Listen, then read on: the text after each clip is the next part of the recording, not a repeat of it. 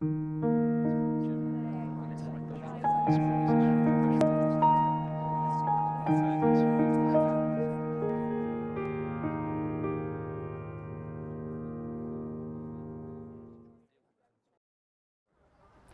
started when I was about 13.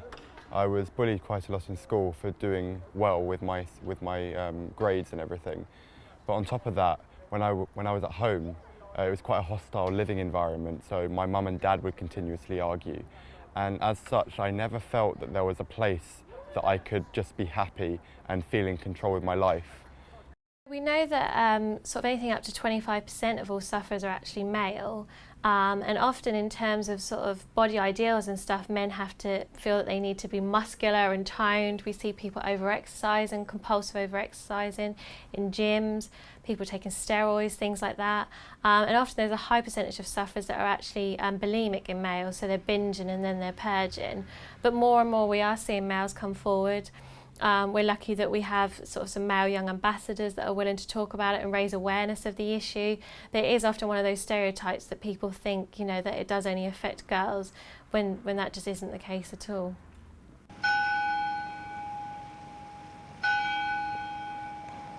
My name is Simon Metton. I'm a medical student studying at the University of Cambridge and King's College. To my right is the world famous King's College Chapel, which is the primary reason why I fell in love with Cambridge when I first came here. The biggest change for me was coming to university, because you're sort of removed from this environment where you have previously suffered from an eating disorder to somewhere that's completely new, completely novel, that you haven't associated an eating disorder with. So it's almost starting a fresh life again. And within the first month of going to university, I stopped counting calories, which was a major step forward, and I haven't counted ever since. Simon excelled at school, but while he could control his academic life, at the time he felt other aspects of his life were totally out of control. Around the time when I was 13, I began to control certain aspects of the foods that I ate. And so this began with me saying that, okay, I'm not going to drink fizzy drinks anymore, I'm not going to have chocolate anymore. And over about 6 months, I started to cut quite a lot of things from my diet, because I felt as though being in control of the food that I ate sort of made me feel better about the lack of control that I had in my general life. So yeah, initially when I was beginning to cut the amount of food that I was eating because I wanted to be fit, I wanted this idyllic six-pack that all the magazines are talking about. And I also wanted to do good in my sport, so football and everything. And as such, I wasn't really aiming for the muscular thing, I was aiming more for the fitness idea. Looking that muscly never really appealed to me, but I do know a lot of people who did want to look like that. But I think quite a common thing amongst a lot of male anorexics is that they want this six-pack, and it is quite a hot topic at the moment. You know, you go into Tesco, you go into any supermarket, and you go to the magazine aisle, and you always see this, how to get a six-pack in 6 weeks. So it's something you can't even avoid if you're just going about your day. Research showed that in males the growing incidence rate was actually 10 to 14-year-olds. We're also seeing that males are being affected more and more by cultural and social pressures such as magazines, the media, the idea that you have to have a certain body ideal, and those cultural pressures are really going wider than they ever did before. Once thought that they only affected sort of teenage girls, that is not the case.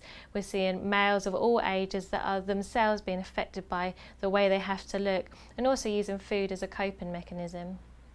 As in most cases of anorexia, regardless of whether female or male, Simon did not accept or admit even to himself he had a serious mental health problem. The diagnosis came as a shock and was an accidental discovery, deduced after a hospital stay for a physical health problem. 6 months before I was admitted, I had to have my appendix taken out. And when I started to lose weight, the doctors tried to think, is there something physically wrong with this child? And so they gave me lots of blood tests and everything. And I think it's because that I'm a male that they didn't automatically assume that I had a mental health condition. So I was going through all of these checks and everything was coming up as normal. Things like blood sugar were low because I wasn't really eating. But I think when I was 14, a parent of the school said to my dad that she thought that I had an eating disorder. And so he thought, you know what, I didn't think of this. So he went online, looked up everything, and I remember the day when I was actually diagnosed with anorexia, which is a word I hadn't actually heard of before. Often people haven't heard, of eating disorders and the terms anorexia and bulimia, but when they read more about the conditions, they appreciate that that is what they're feeling themselves, and they can then go on to get a diagnosis and the treatment that they need to beat their eating disorder. So we went into the doctor's surgery and they said, look, Simon, everything's normal, we don't know what's wrong with you. And so he gets his folder out and said, this is what I think it is, I think it's anorexia nervosa. And from that point on, they referred me straight to the mental health unit at that hospital, and straight away I was diagnosed with anorexia and taken to a clinic. When I was eventually referred to the mental health unit, they said, look, you have about 4 weeks left to live, we need to do something now, which is why I was put into an inpatient unit almost as soon as possible. Physically, I was terribly ill, my heart would occasionally skip beats. I couldn't walk anywhere without becoming breathless. I felt physically fragile. A bone could break if I fell over. There was a war continuously raging in my head, so I wasn't well mentally, obviously. So yeah, I wasn't in a good way at all. The inpatient clinic that I went to in North London, it housed around 40 people, and at that time they had 2 other males in the unit, which was basically unheard of before, because normally it was only a female-only place. And so yeah, there were 3 of us in the clinic at that time. So we actually began to support each other. We were roughly the same age, and we became good friends and still are friends. I don't actually think that there are very few male anorexics. I think there are very few male anorexics who choose to step out and say that I want treatment. But because there is a sort of stereotype about males, they have to be strong. And if you say that you have a mental illness, it almost makes you look weak. So while, a lot of people message me asking for advice, and these people haven't actually discussed anything with their parents, their friends, doctors, because they said they feel inadequate by doing it, but they step forward to me and then they feel okay about talking about it to their parents. And that's the key problem with males with anorexia. It's a reason why the statistics are almost unreliable. There are definitely more male anorexics than the statistics would have you believe.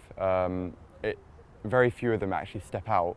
The majority of them want to keep in the confines of their house and almost suffer in silence, which is awful.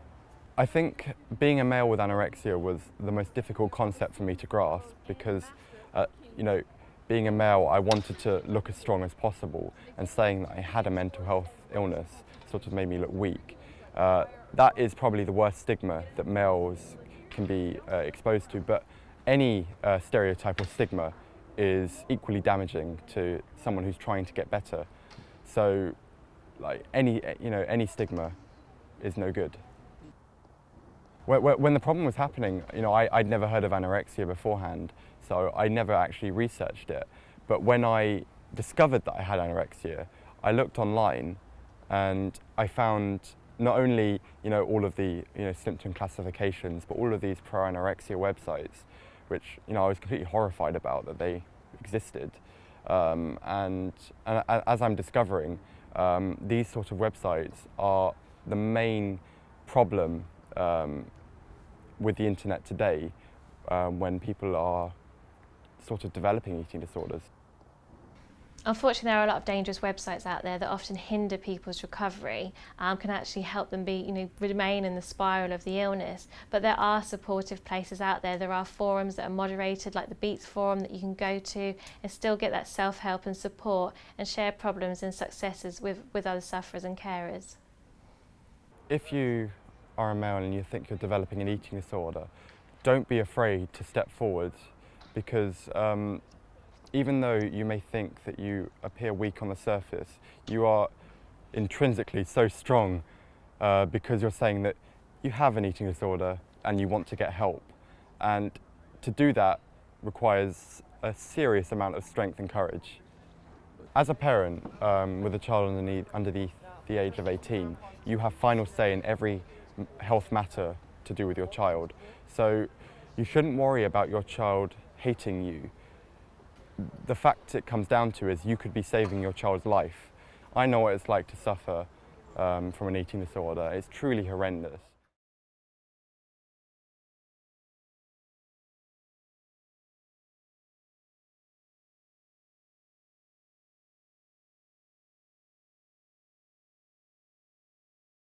Increasingly, we're seeing more people come forward with overeating problems, which is a mental health, issue itself. People are using food as a coping mechanism, but rather than undereating, they're overeating, but they're still going through the same thoughts and feelings. And it can then lead to obesity, but it's not obesity itself, it's the emotional reason and why they're overeating. When I go into a supermarket, I generally feel afraid. It depends on your mood. As to whether you will go completely out of control or whether you'll be able to rein in those compulsions for that day. It's like people turning to cigarettes or, drinking or something like that. It's the same principle as to whether you'll have too much or too little, too much or you'll control yourself. It's an internal battle that you have with yourself, and it's very difficult to deal with because I would be bullied, I would go home, I would comfort eat, I would put weight on. The cycle would begin again and it would go round and round and round. And so then my weight became a real problem. My GP put me on to a dietitian and I went on a community health programme. All those things that the doctors have put me on, they treat the symptom and not the problem. When I went on Weight Watchers, I lost 2.5 stone. It didn't make a difference to me. I lost some weight and I would look in the mirror, but I'd still be fat. I'd still be unhappy with what I looked like. It was only in the last few years that I've actually seen a counsellor, and that starts to treat the problem, and then the symptoms start to go away. Ruth's younger sister Miriam says she can empathise with Ruth, but admits she really doesn't understand the mental process which triggers Ruth's compulsion to eat. It's not about the food, so it's not about the type, it's not about whether it's healthy or whether it's fatty, it's the compulsion of something. So I've always just tried to be there and talk to her, which it can be frustrating sometimes because I've said I just do, but that's what I've always just tried to do. Miriam blames the rowdy students on the school bus for Ruth's eating disorder. Our school bus wasn't very nice. We had a lot of horrible people on our bus, a lot of bullies. They did horrible, nasty things, like just called people horrible names, and they used to throw food at people, used to hit people, used to spit at people. The bullies, they really did attack a lot of people. They were really horrible to a lot of people, but they did have particular people they really went for, and one of them, I have to say, was Ruth, and I think that was partially because she was a bit bigger than everyone else. It has an effect on you, however slight it is. They see a difference and they think, and that's something they can latch onto. It becomes your whole world, and for one reason or another, you turn to something for comfort if you're being bullied, and for one reason or another, I would comfort eat. I don't think we know what makes us do that, what makes us turn to whatever we do, but that was it, and so that was when it became a problem, because I would be bullied. I would go home, I would comfort eat, I would put weight on. The cycle would begin again, and it would go round and round and round. And so then my weight became a real problem, and that's when we started going to doctors. That's when we started going to programs, and it's interesting because it didn't start as a compulsive problem. It started as a comfort, and the older you get, I think it's the same with anything that we turn to. It's no longer a comfort, but it becomes a compulsion. It's a learned behaviour, and so you still do it even though there's no there's nothing to be drawn from it, if you see what I mean. And all that combined with all the different feelings you have from being bullied, the loss of confidence, the loss of self-esteem, you stop, because you lose all your self-esteem, you stop caring about what you're doing to your body, and so it becomes this thing that you don't register.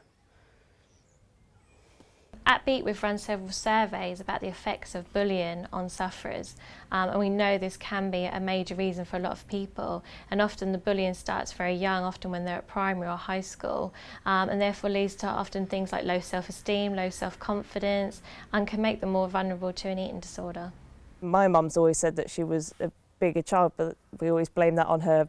When she was a baby, she had difficulties and she got given steroids, and we've always linked it to that. And then of course that spirals into something. But I've never really understood it, but I've tried to sympathise and be empathetic, and I just noticed her withdrawing and keeping to herself and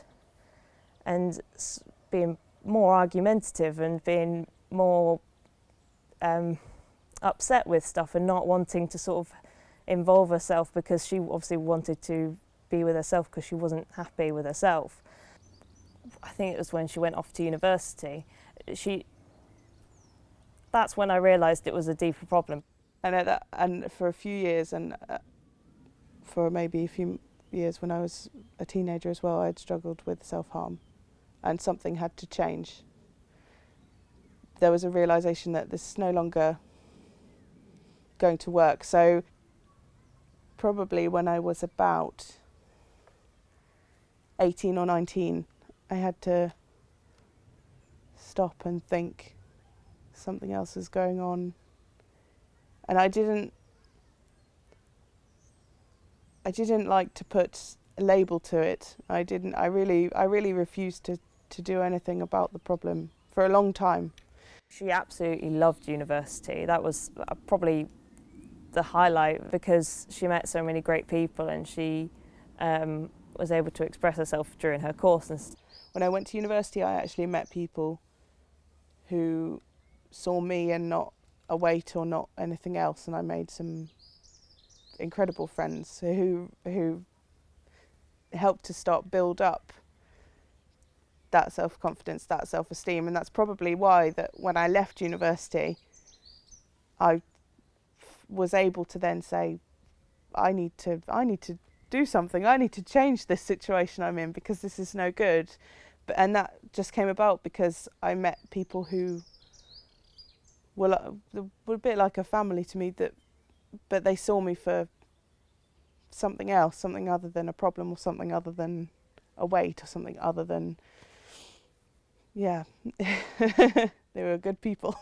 Ruth is like a wonderful person. She's that, particularly in the way I've known her, she's very caring, she's very friendly, she's very loving, and she is strong, like you said. She's very strong. She stands up for what she believes in.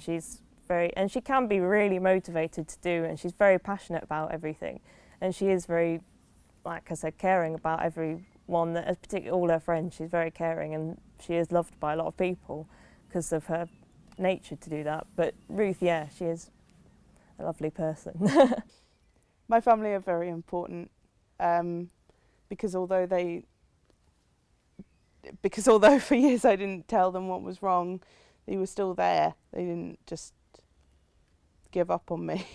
I don't think they ever will. They're very supportive, even when they don't know what's going on. My sister has found things difficult to understand, and I can put myself in her shoes and see how difficult it can be to understand. But she always tries, and that's the main thing. For a very, very, very long time, for years and years, I didn't have a voice, and I couldn't. And, you know, I was silent, and I didn't tell people what was wrong, and that meant that the problem continued. And now that I have found a voice, I intend to use it and hopefully help, or hopefully other people can see that they can talk about things and it could make a difference in their lives. If you feel that you're not coping, if it's a difficult time in your life and that you're starting to use food in a way, either restricting or overeating and sort of demonstrating unhealthy behaviours, have a look at the Beat website, have a look at the information. Does that sound like you? Do you think you have a problem? Don't be afraid to talk to someone. The majority of people will talk to their friends in the first instance. So talk to your friends, talk to your family, talk to someone at school or university if you feel more happy, doing that. And take those steps there, and don't be afraid to bring it out into the open.